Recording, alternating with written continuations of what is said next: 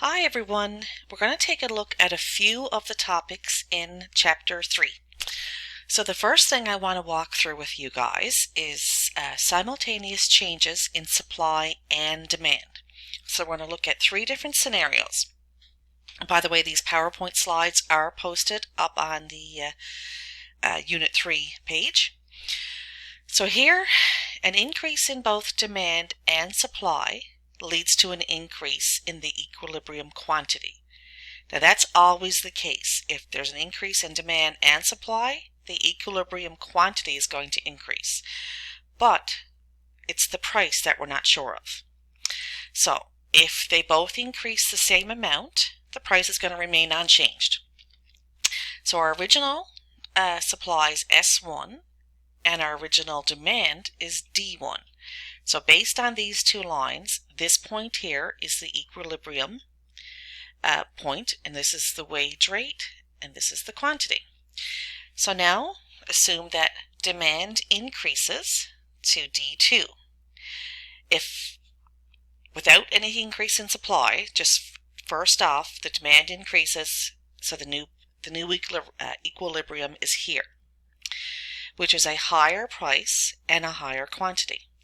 Because of the higher price or higher wage, now more people are going to enter that market, because of the higher wage is going to attract more people into that area. So that is going to increase the supply. So then supply is going to move from S1 down to S2. So this is the new demand line, but as supply increases, we move to here. Now in this case, supply and demand have increased the same. So the distance between D1 and D2 is the same as the distance between S1 and S2. So in that case, the wage level will initially move up, and then as supply increases, it'll move down and it'll stop at this point, where this is now the new equilibrium and it's the same wage level, but quantity has increased. Now, in the second scenario, we're going to do here, demand increases more than supply. So again, our original line or equilibrium is here, D1 and S1.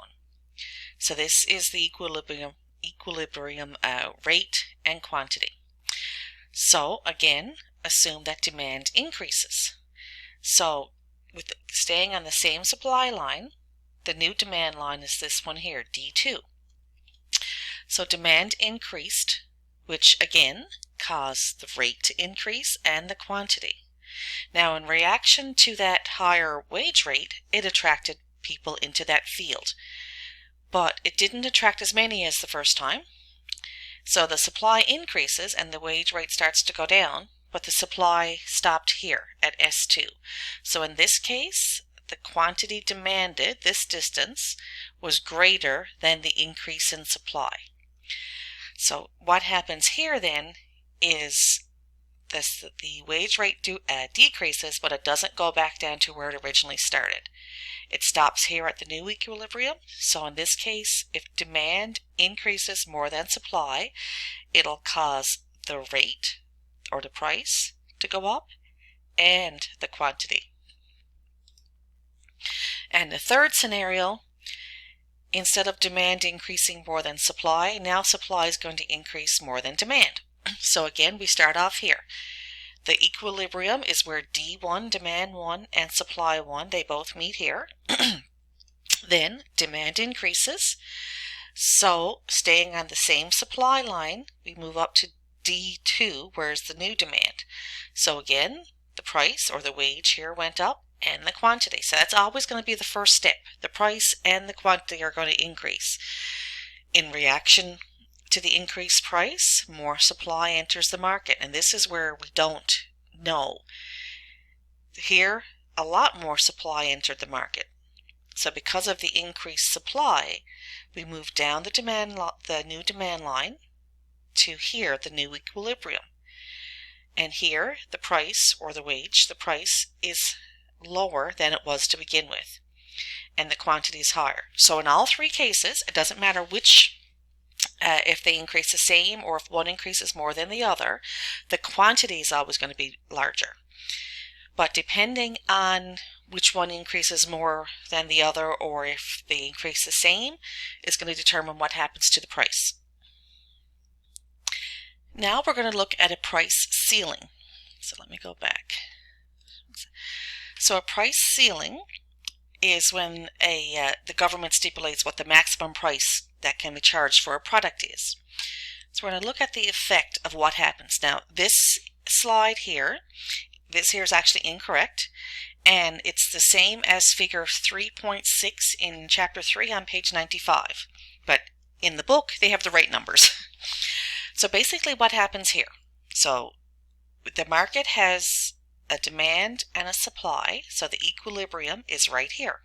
That's at a rent of 1,000 and a supply of 100. Now it's in thousands, but we'll just say 100.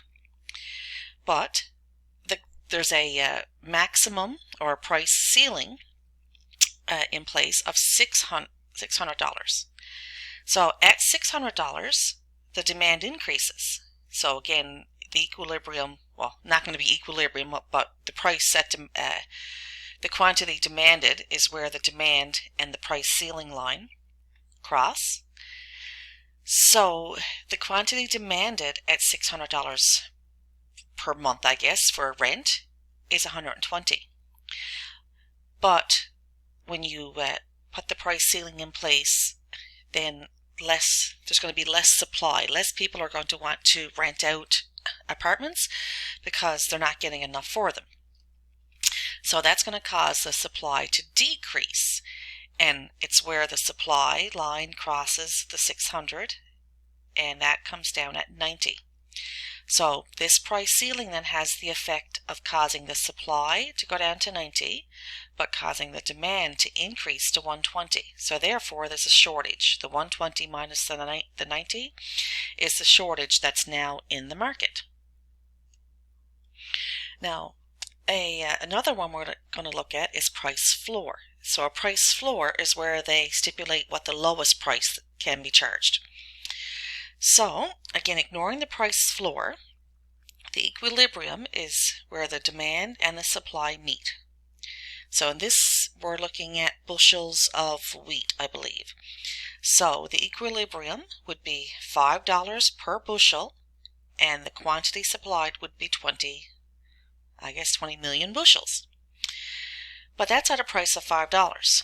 So there's been a price floor put in place here that dictates that the lowest price that this wheat can be sold for is $7. So because the price has increased, that's going to decrease the demand. Less people are going to want to buy it now because the price is higher. So demand is going to fall back until it meets the $7 here, and the quantity demanded is going to be 15 million bushels. But again, because the people selling the wheat were only getting $5 and now they can get $7, they're going to want to sell more wheat because they can get more money for it.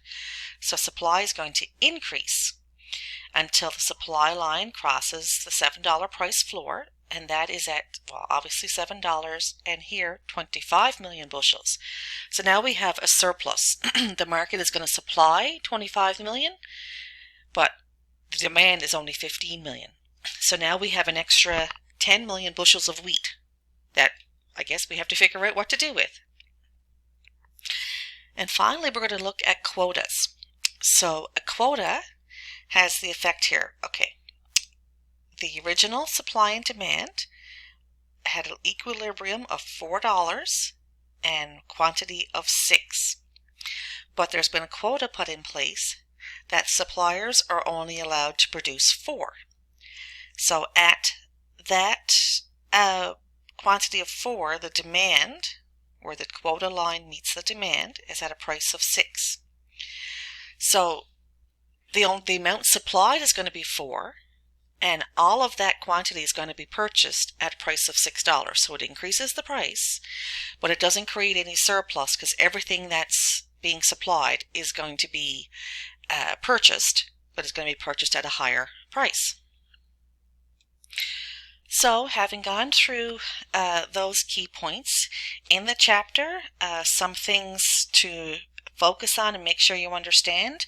On page 88, figure 3.3 shows what happens when there's simultaneous increases in demand and supply. And we've done a few slides here in the PowerPoint on that, so just make sure you understand what happens there. Then there's a good summary, section summary on page 92. The 4 possible combinations of simultaneous changes in demand and supply. Make sure you kind of understand that pretty well so that you can apply it. And then I guess the only other thing that I would point out is make sure you know the effect of a price ceiling. So know what the effect is, understand figure 3.6 on page 95, and then make sure you understand price floors. So that would be figure 3.8 on page 98. Okay, I'll be back with some of the questions.